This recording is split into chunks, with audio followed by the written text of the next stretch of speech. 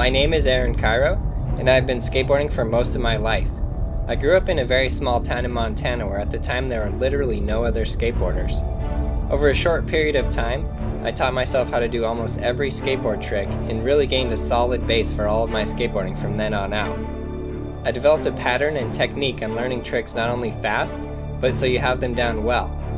In this video, I'm going to teach you how to build a solid foundation for all of your skateboarding and learn the fundamental skateboarding tricks. We will be covering the following basic tricks in this video. First thing is just riding your board and getting comfortable with your board. Riding includes turning, stopping, and anything in between. The following steps are learning to ollie, frontside 180, backside 180, top shove-its, frontside shove-its, heel flips, and finally kick flips. These steps are meant to give you a guideline to follow and go from the easiest to hardest. If you are a little shaky with one trick and you go on to the next one, or you skip a trick in this order, you can have troubles as you learn more difficult tricks in the future. People have learned these tricks in different orders, but this is again just a guideline to make it easier for you and give you an exact path to follow as you learn how to skate. Just as the tricks themselves are broken down into the exact gradient step in learning, so are each step of each trick broken down to give you the easiest possible gradient. This is an example of each step of learning how to ollie. You can practice each step on its own, and if you ever have problem on one step, you can just go back to the previous step until you get that one, eventually putting it all together until you get the full trick itself. The way I made the video is to break down every step of each trick, starting from the foot position to the very basics of just popping the board and sliding your foot up the board, so you know every part of the trick. Knowing every part of the trick gives you the ability to take a step back and see what part of the trick you're really missing when you try the full thing, so then you can practice just that step on its own.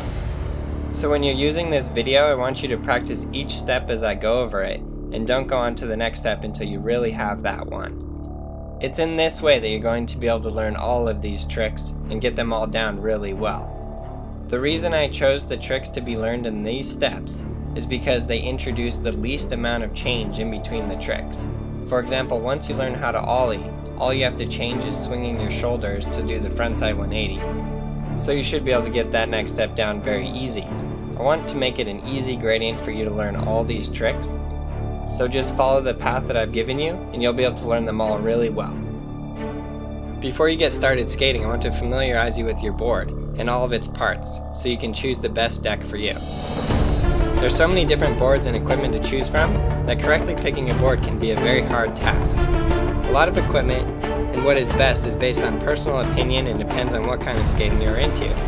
Starting with your skateboard deck, the most important factor here is the width. Skateboards typically range from 7.5 inches to 8.25 inches in width.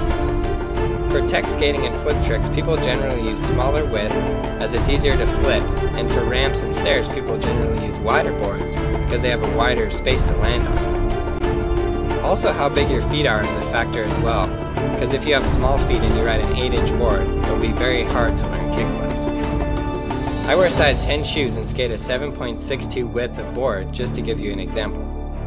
Grip tape is the rough, blacktop, gritty material that sticks to the top of your board and gives you traction and control of the board. Hardware is what holds your trucks onto the board. The important factor here is just to make sure that they are the right length so the bolt doesn't stick up and that they are long enough to hold your trucks on. Here are your trucks, which you want to make sure match the width of your board. 7.75 trucks for a 7.75 width of board, for example. Next, onto the wheels. Your wheel size is the most important factor here. If your wheels are too big, the board will be too heavy and hard to flip. If your wheels are too small, you will literally be stopped on every crack and rock you hit. I recommend 52mm wheels because they are small enough to flip easily and big enough to roll well in most terrain. Now the bearings are the metal rings inside of your wheels, which allow your wheels to roll. There are many different kinds of bearings, and for beginners I suggest a moderately priced bearing that still works well but won't set you back too much.